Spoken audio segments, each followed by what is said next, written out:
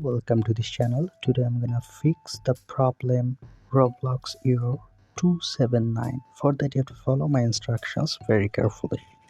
So the first thing you need to do is you have to go to the Play Store and make sure your Roblox application is updated. After that you have to find for the Roblox application from the app list, or you can just go to the settings, your phone settings.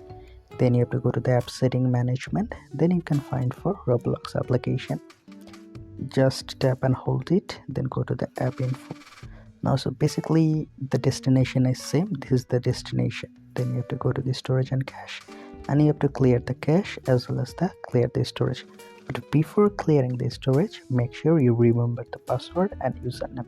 But it is better to check this out after clearing the cache if Roblox is okay or not. If it's not, you have to clear the storage.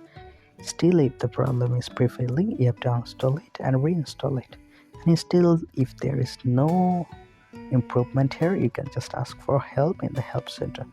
That's all. If this tutorial helped you, like this video and don't forget to subscribe to my channel. See you in the next one.